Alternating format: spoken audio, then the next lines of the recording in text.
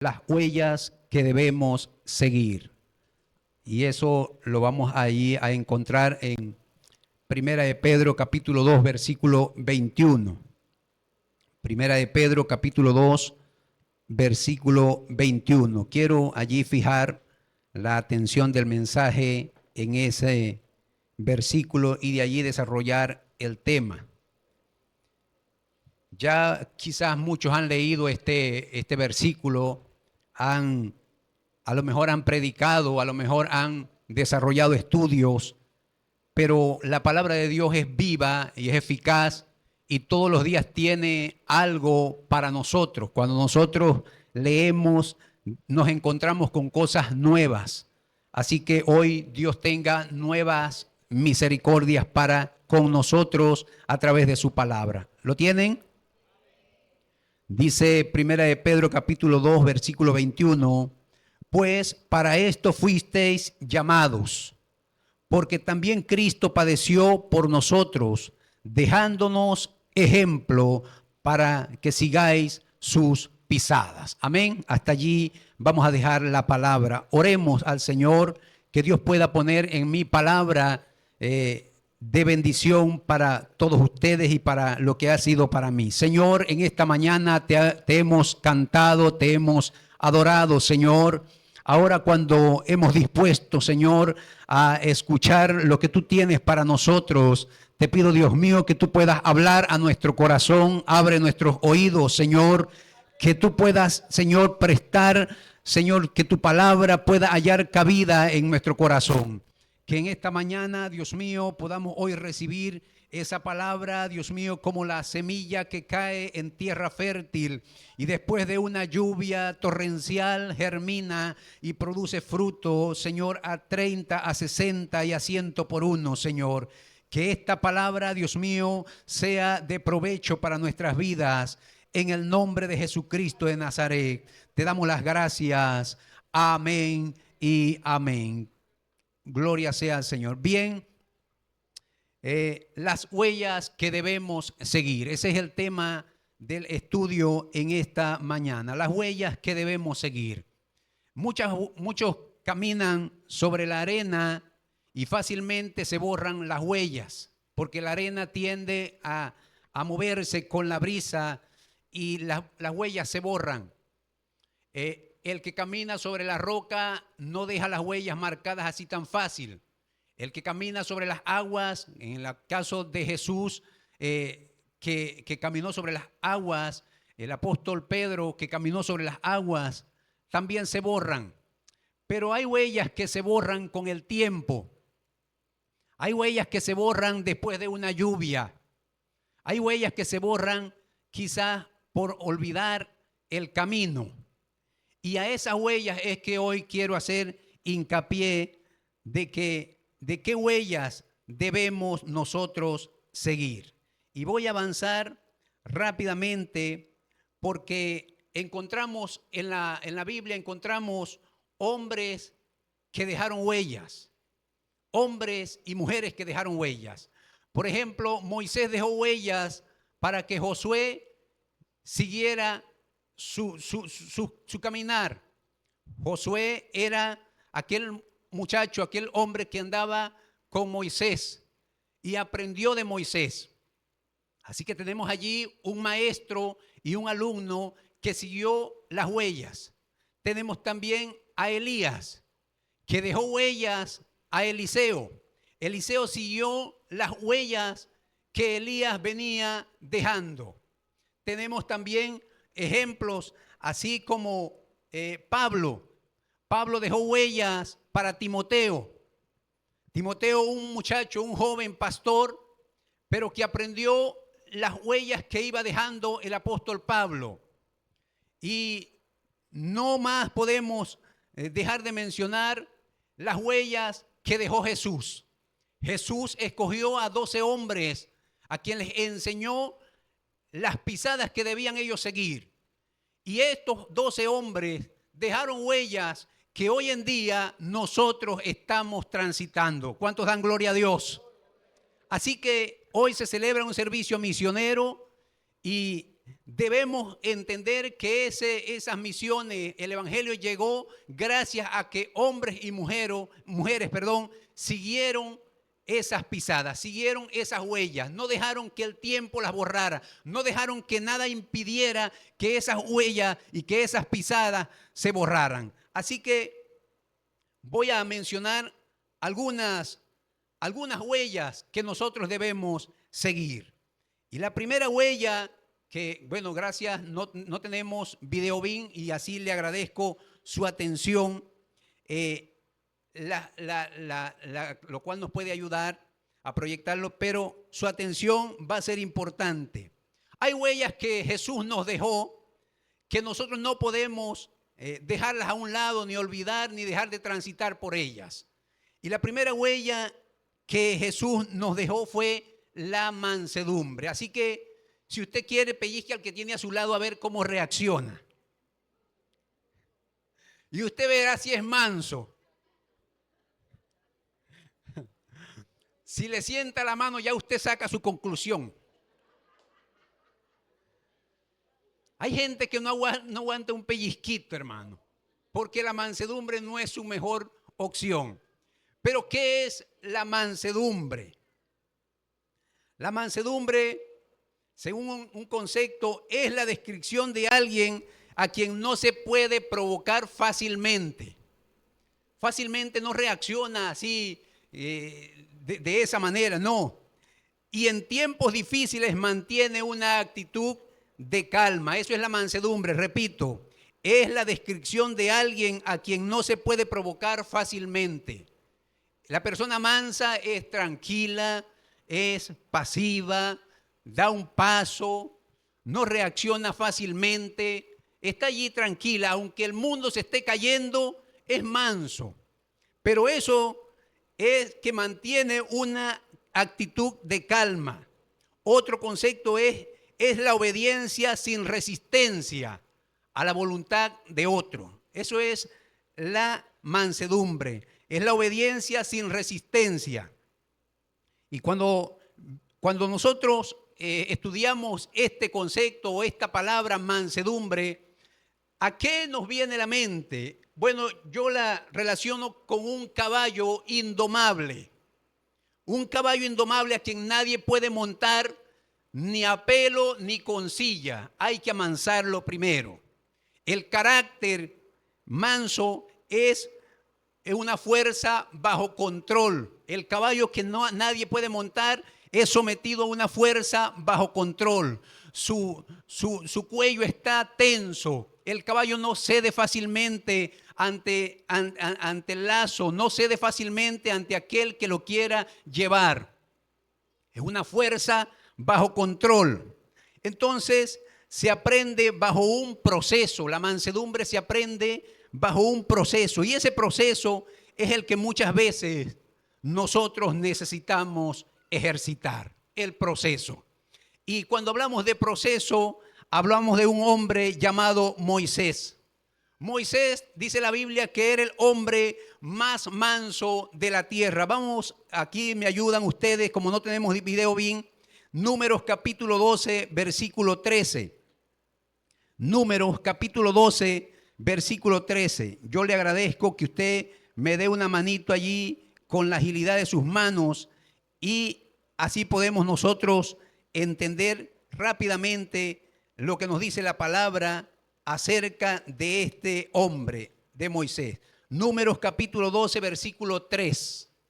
Y aquel varón Moisés era muy manso, más que todos los hombres que había sobre la tierra. Ustedes se imaginan ese título, el más manso que todos los hombres. Ahora, esa mansedumbre fue procesada, porque ese mismo Moisés que dice la Biblia que era más manso que todos los hombres, en una oportunidad bajó del monte, después de estar orando allá 40 días y 40 noches, y cuando bajó el pueblo estaba desenfrenado, adorando un becerro. Dios le había dado a Moisés las tablas de la ley.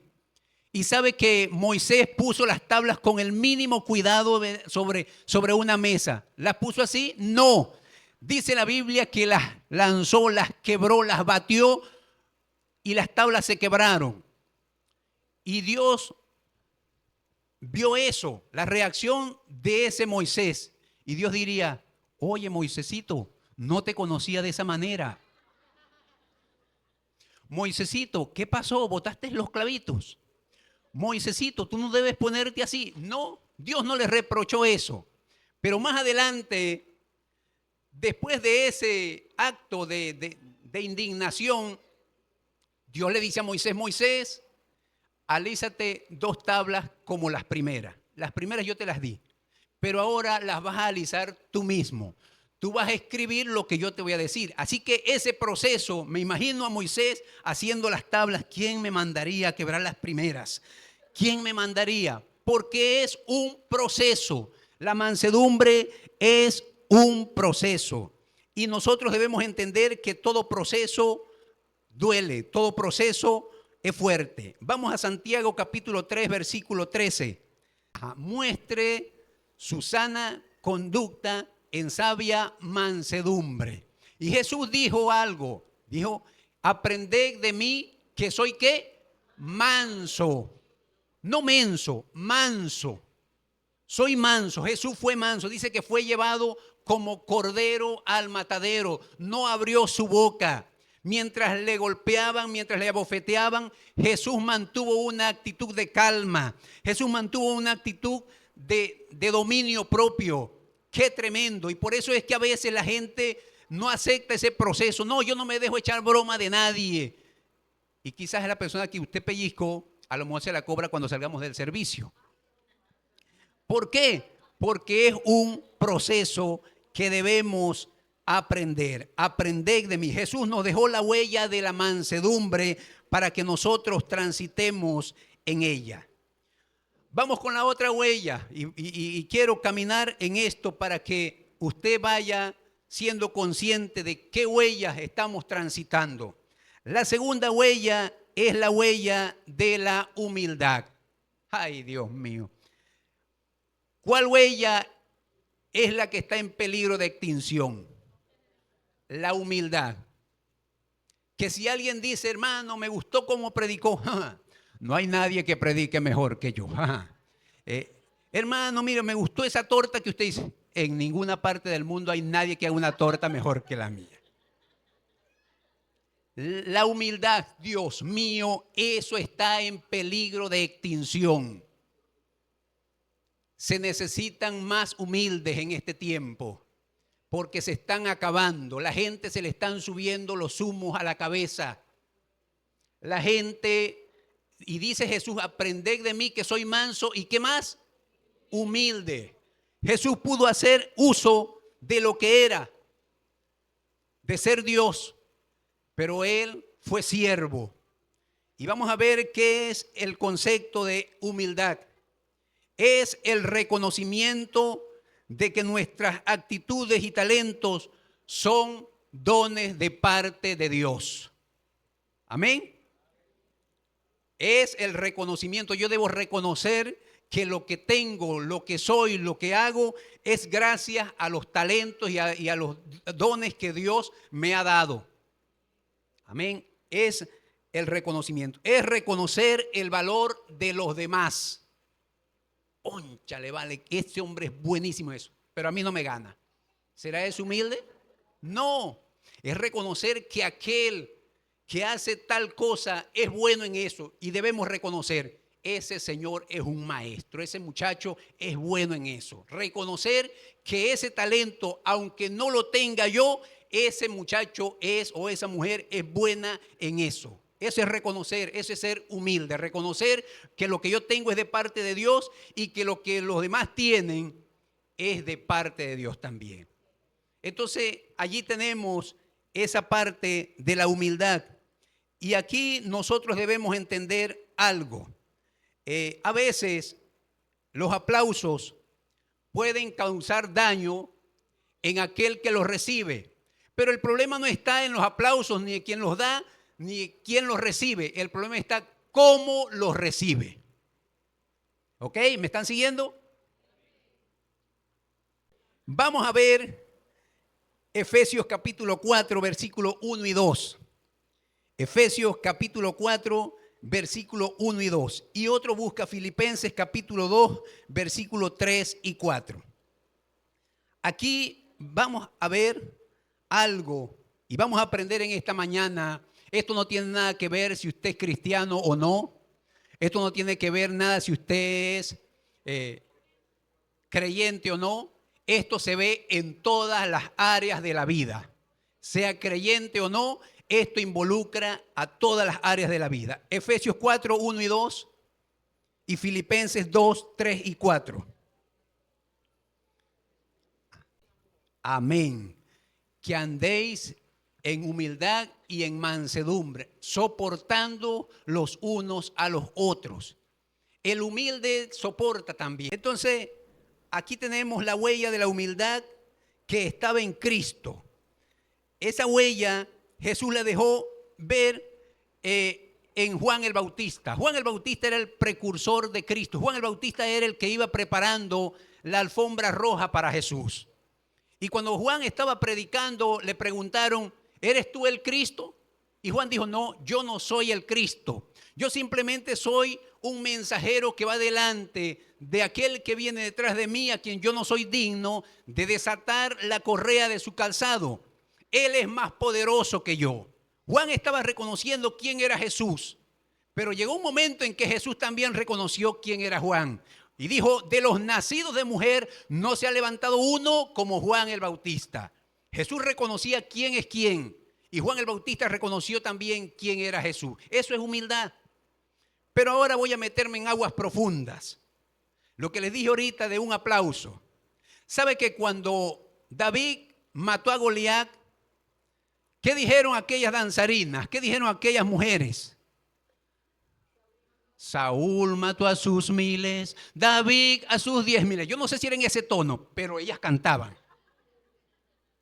Saúl mató a sus miles, David a sus 10,000. Y ese aplauso, esa cancioncita, le cayó muy mal a Saúl.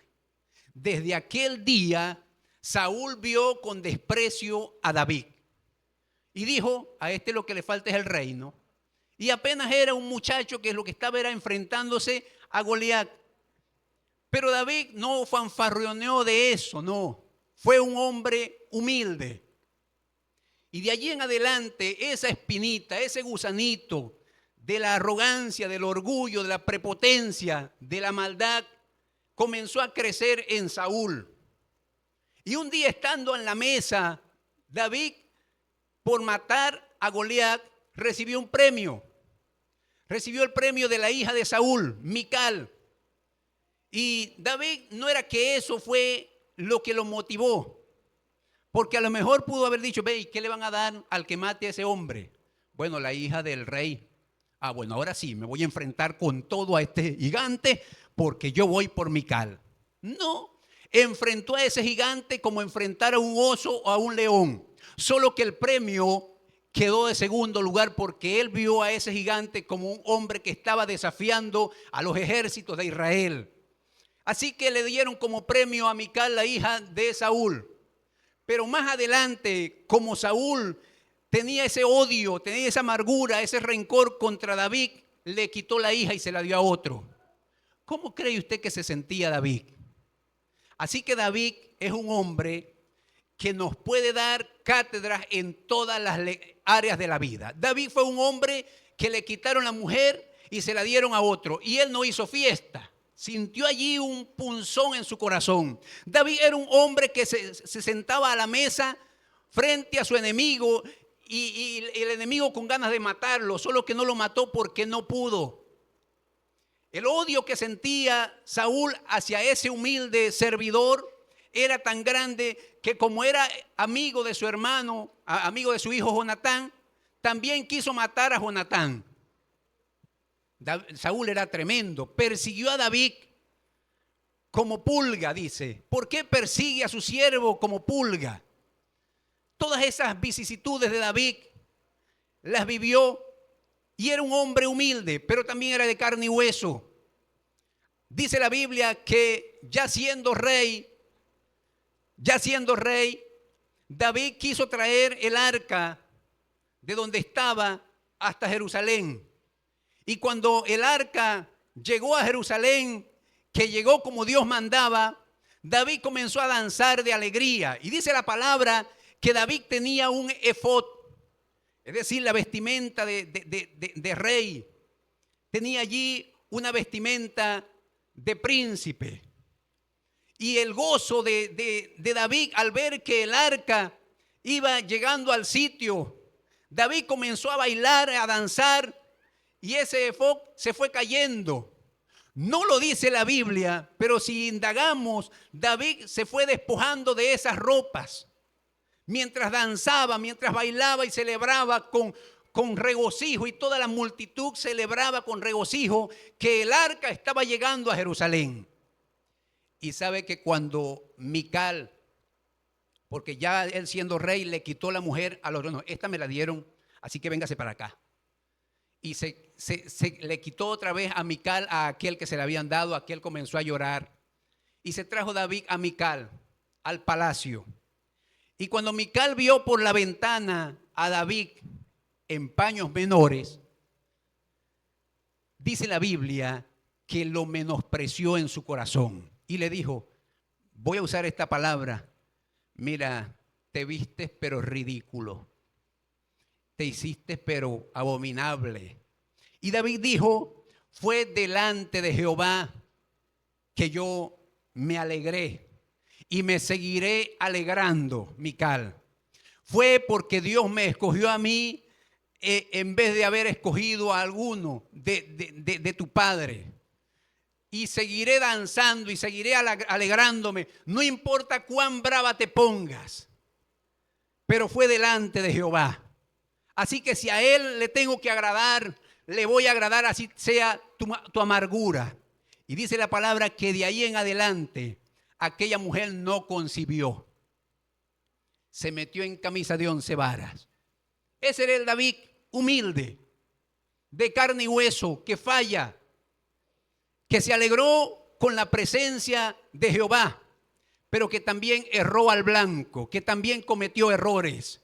Y uno de sus errores están allí plasmados en la palabra, no porque no hallaban más que poner en la escritura, no, sino para nuestra enseñanza.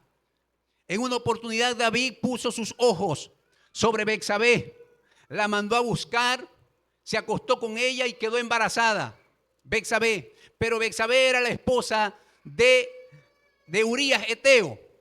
Así que cuando ella le dice, David, estoy encinta, estoy embarazada, David no haya cómo tapar su error, tapar su pecado. Y manda a matar a Urías en la guerra. Así que le añadió más pimienta al problema. Le añadió más sal a lo que estaba ya salado. Y como Dios tiene también sus chismosos, sus profetas, que lo saben todo sin que nadie se los cuente, llegó el profeta Natán a David y le dijo, David, había un hombre que tenía mucho ganado, un hombre rico. Y había también un hombre que tenía una sola corderita que dormía con él en su seno. Y un día vino un caminante y aquel hombre rico no pudo matar una de esas corderas que él tenía, sino que vino y mató la corderita que tenía aquel hombre pobre. ¿Tú qué crees, David, que se merece ese hombre? Me imagino el rostro de David poniéndose cada vez más bravo, diciendo, no, ese hombre es digno de muerte. Y enseguida David sacó a relucir su ultimátum, su veredicto, y le dijo al profeta Natán, ese hombre debe morir. Y ese profeta le dijo, bueno, ese hombre eres tú. David allí quedó desnudo y entendió entonces David que estaba ante el pecado de su vida, delante de Dios, desnudo delante de Dios. Su humildad le llevó a reconocer que delante de Dios danzaba, pero su humildad también le llevó a reconocer que delante de Dios había pecado. Y le dijo al profeta, he pecado contra Dios. El humilde reconoce que falla, el humilde reconoce que se puede gozar, pero el humilde reconoce que a veces falla contra Dios. Pero el altivo no, el soberbio no reconoce. El orgulloso no reconoce. Por eso Saúl, en su soberbia, en su orgullo, no reconocía que Dios es Dios sobre los hombres. No reconocía a Samuel, que era el que le decía por dónde iba a caminar. No reconocía a David, que era su fiel servidor. Pero esa humildad, mis amados hermanos y amigos, está en peligro de extinción. Y el humilde debe reconocer: fallé, no dar más explicaciones, reconocer que fallé, reconocer que pequé, que es delante de Dios que nos alegramos y es delante de Dios que nos podemos entristecer. Y el Salmo 51 habla de la tristeza que tenía David cuando estaba atravesando su momento más difícil en la vida. Es allí donde David dice: contra ti he pecado, vuélveme el gozo de tu salvación. El humilde reconoce que en Dios está su alegría. El humilde reconoce que sin Dios está en bancarrota. El humilde reconoce que es detrás de esas huellas que debo mantenerme en mansedumbre y en humildad. Amén. Se cuenta que en una graduación de un instituto bíblico había un hombre que no había podido aprender a leer muy bien y le decía a los compañeros de estudio: mira, enséñame a leer. No tengo tiempo. Y le decía a otros: mira, enséñame a leer. Y se sentaban con él y le fueron enseñando poco a poco hasta que el hombre aprendió a leer. ¡Wow! Señor, dame sabiduría. Y el hombre aprendió a leer, estudiaba la palabra. En esos 3 años fue una escuela. Pero el día de la graduación, cuando está allí el orador de orden diciendo: pasen adelante, los estudiantes fueron sentándose cada uno en su puesto, aquel hombre dijo: yo quiero dar unas palabras. Cuando fue a recibir su título, dijo: yo quiero tener unas palabras de agradecimiento y quiero agradecerle al hermano tal, al hermano tal, al hermano tal, que me ayudaron, me enseñaron a leer. Quiero que pasen adelante. Y pasaron todos estos hermanos. Y solo quedó aquel que le dijo: no tengo tiempo.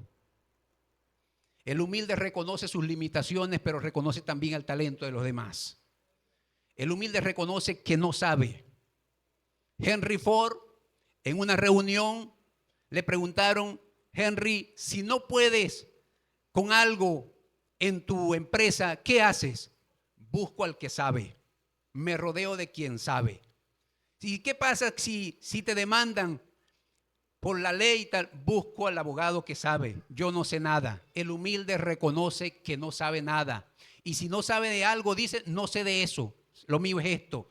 Eso es humildad. El humilde reconoce que usted sí sabe y que esa no es mi área.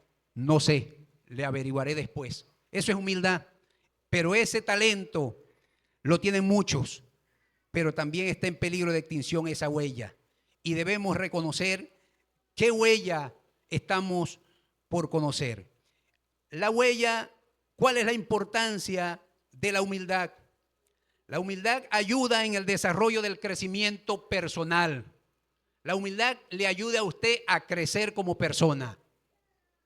Eso es humildad. Me ayuda a crecer como persona porque le permite a uno reconocer racionalmente la forma en que puede mejorarse a sí mismo.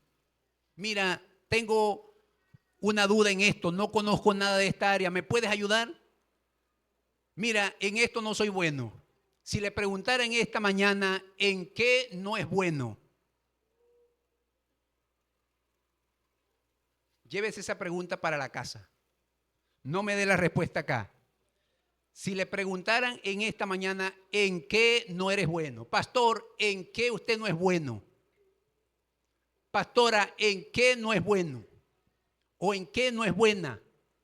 ¿En qué no soy bueno? Porque podemos decir: mire, yo soy bueno en esto, yo soy bueno en esto, aquí está mi currículum, mi ficha técnica, soy bueno en esto, esto y esto. Echando a perder soy mejor. Pero ¿en qué no soy bueno? ¿Usted se había hecho esa pregunta? Si le van a entrevistar en una empresa y el gerente le dice: mira, Primero quiero hacerte una pregunta. ¿Eres ingeniero, eres doctor, eres lo que sea? ¿En qué no eres bueno? Usted no se esperaba esa pregunta. Usted se esperaba en qué es bueno. Pero en qué no es bueno, a lo mejor no se le espera, porque no tiene respuesta para eso. Yo soy bueno esto y esto y esto. No, pero ¿en qué no es bueno? Para poderle ayudar. Y el humilde reconoce, bueno, no soy bueno en esto. Y allí van a afianzar más la ayuda. La Toshiba tenía un trabajador que no era que era bruto. No, lo estaba entrenando. Y le preguntaron al gerente de la Toshiba si un trabajador se equivoca en algo y no es bueno en tal área, ¿qué hacen ustedes? ¿Lo retiran? No, lo entrenamos. Y si vuelve a seguir con el error, lo seguimos entrenando. Así de fácil. Lo siguen entrenando hasta que sea bien, perfecto. Aquí no, váyase para la casa. Busque ya la carta de egreso. Está votado. No es bueno en esto. Pero el humilde reconoce en qué soy bueno y en qué no soy bueno. Amén. La otra huella, vamos con la otra huella. La otra huella que debemos nosotros entender es la huella del servicio. ¿Cuánto les gusta servir? En una fiesta, ¿qué hace? Hermano Cheo, ¿qué hace en una fiesta? ¿Verdad? ¿Servirle el hielo para su vaso o qué? En una fiesta nos gusta es que nos sirvan. ¿Por dónde van a pasar los pequeños primero? ¿Por dónde van a pasar los pastelitos? Es que nos sirvan.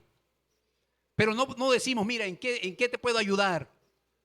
¿Para qué soy bueno acá? ¿En qué te puedo ayudar? No, nos gusta es que nos sirvan. Pero el servicio es una huella que también nos ayuda. Servicio es vivir para otros. Vivir para otros. ¿Cuál es el valor del servicio? La persona servicial ayuda a los demás de manera espontánea en una actitud permanente de colaboración. ¿Y qué mejor ejemplo que la del samaritano? Dice la Biblia que descendió un hombre hacia Jerusalén y fue allí interceptado por ladrones, lo hirieron, lo dejaron casi medio muerto. Yo no entiendo ese término, lo dejaron casi medio muerto. ¿Cómo estar medio muerto? ¿Con un ojo cerrado y otro abierto? Entre la vida y la muerte, bueno, así quedó ese pobre hombre. Dice la Biblia que pasó un levita, conocedor de la ley, lo vio y pasó de largo. Y luego pasó un sacerdote, lo vio y pasó de largo. Y luego pasó un hombre, lo vio, se acercó y vendó sus heridas, lo montó sobre su cabalgadura, es decir, sobre el burro, el caballo o la mula, y allí lo montó y lo llevó hasta el mesón. El mesón era la posada o el hotel de aquel entonces, y dijo, cuídamele, y lo que gastes de más, yo te lo pagaré cuando regrese. El que sirve está dispuesto a ensuciarse las manos. Amén. Ese hombre estaba herido. Me imagino que tendría sangre. Y la gente cuando ve la sangre, algunos corren. Otros se quedan bloqueados que no dan para adelante ni para atrás. Otros que quizás pegan la carrera. Yo no sé cómo reacciona usted cuando ve sangre. Otros le dan náuseas. Otros se desmayan. Pero ese samaritano vio al herido y dice que vendó sus heridas. Fue capaz de gastar lo que tenía en el herido. Hay gente que tiene recursos, pero no tiene tiempo. Y hay gente que tiene tiempo, pero no tiene recursos. Y hay quienes tienen tiempo y recursos, pero no son capaces de ensuciarse las manos. Y hay quienes dicen, no tengo ni tiempo ni recursos, y tampoco están dispuestos a ensuciarse las manos. Eso es servicio.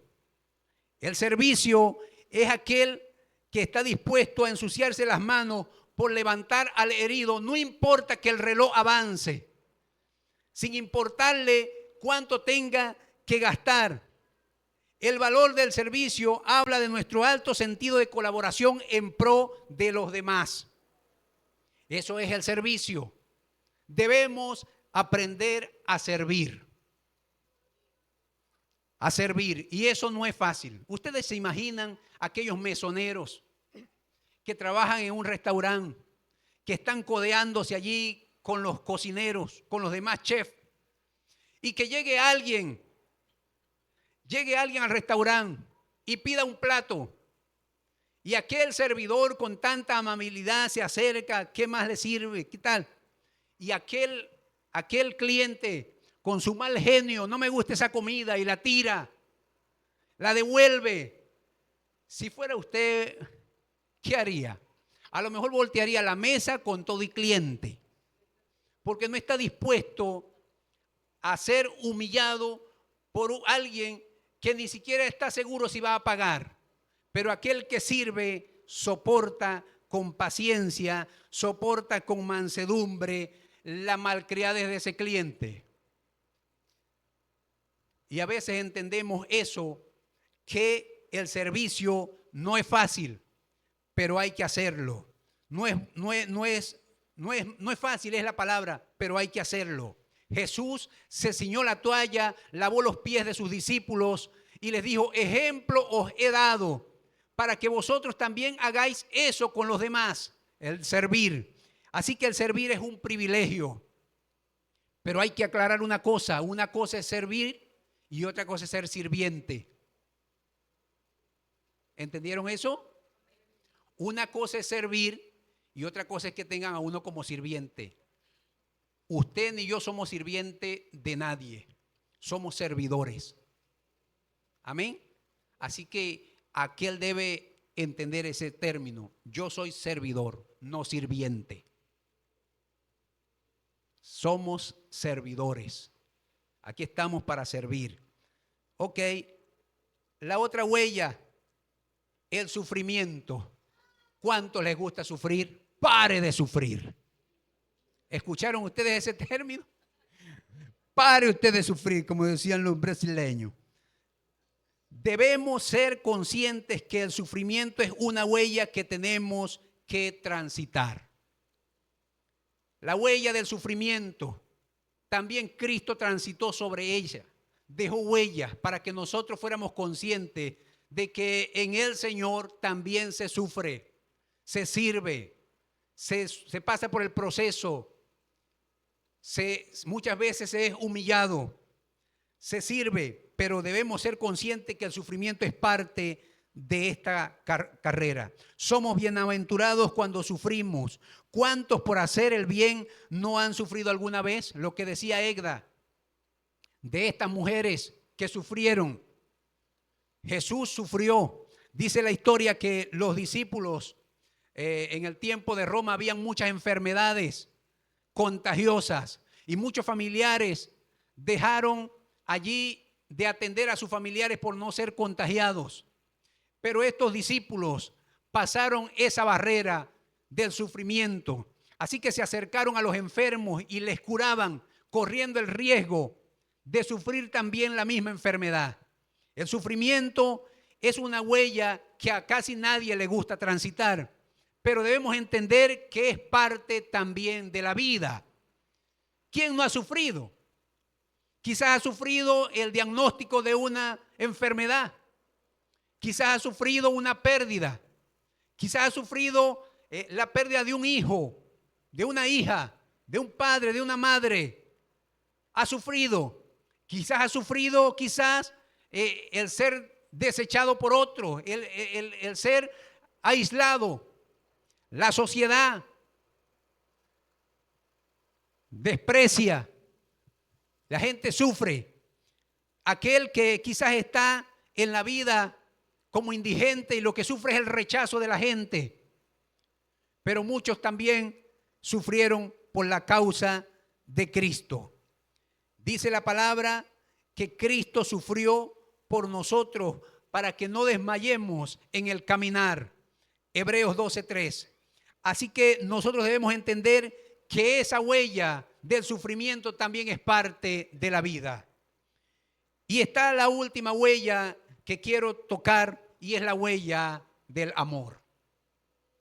Por haberse multiplicado la maldad, la huella del amor se enfriará y se borrará. Hoy en día vemos que la gente se hace más egoísta. Primero yo, segundo yo y tercero yo. Los demás no. Primero los dientes y después los parientes. No. El amor se ha enfriado, se ha acabado donde lo había. Ahora, donde no lo hay, ni se ha enfriado, ni se ha acabado. Porque algo que se acaba es porque hubo en algún momento. Pero el pecado ha hecho que esta huella, que está también en peligro de extinción por haberse multiplicado la maldad, haya peligro de extinción. El amor es entregar la vida por otros. El amor es la luz guiadora que ilumina el sendero del discípulo y llena nuestro diario caminar de vida, significado y maravilla. Dice el apóstol Pablo: si yo hablare lenguas angélicas y humanas y no tengo amor, de nada me sirve. Si diere todos mis bienes y diere mi cuerpo para ser quemado y no tengo amor, de nada me sirve. Si doy lo que me sobra, de nada me sirve. Si doy lo que me estorba, de nada me sirve. Si doy lo que tengo con la mejor intención del corazón, la ayuda que pueda dar con mis propias manos, de cabalgar aquel herido sobre mis hombros con amor, eso sí cuenta. Pero lo que sobra no importa para nada. Estoy perdiendo mi tiempo. Jesús, por amor, se entregó a la humanidad. Dice Juan: porque de tal manera amó Dios al mundo que entregó su Hijo único. El que ama, da. El que ama se entrega a sí mismo. El que ama no es jactancioso, no se jacta de sí mismo. El que ama se entrega, sufre, se humilla, es manso por amor. Es capaz de aceptar quizás la humillación de otro por amor. Es capaz de aceptar quizás que le miren en poco, que le tengan en poco por amor. Aguanta. Y eso nos queda una larga historia de los hombres que transitaron en este mundo y que la huella del amor marcó sus vidas, mujeres y hombres. Y viene a mi mente el sufrimiento que tuvo aquel misionero llamado David Livingstone, que entró al África y allí sepultó a su esposa, su hija. La malaria les consumió sus vidas y un día aquel hombre se iba enflaqueciendo más por las fiebres que sufría, pero abrió brecha en ese continente africano. David Livingstone pudo estar allí sembrando la palabra de Dios. Era un médico por excelencia. Él pudo decir: yo voy a abrir mi propia clínica aquí en Inglaterra. Yo voy a hacer mi propio trabajo. Pero David Livingstone dijo: yo voy al África. Y fue al África a sufrir por amor. Y un día descubrió las cataratas Victoria y allí el mundo conoce el África gracias al sufrimiento de ese hombre. Un día amaneció muerto de rodillas en la cama y aquellos dos indios que le acompañaban de la tribu allí abrieron su corazón y sepultaron el corazón en el tronco de un árbol, porque David no solamente predicó, sino que también robó el corazón de aquellos del África. Y hoy en día el continente africano es alcanzado gracias a que hombres sufrieron por Jesús para llevar allí el mensaje de la Biblia. Sufrieron allí la muerte y la muerte de sus seres queridos por amor. Así que, ¿qué huella tenemos nosotros hoy transitando? Y quiero hacerle estas preguntas. ¿Qué huella has transitado? ¿En qué huella te quedaste? ¿Cuál huella vas siguiendo? Hay huellas que nosotros dejamos de seguir. Hay huellas que se borraron. ¿Y con cuál huella te identificas?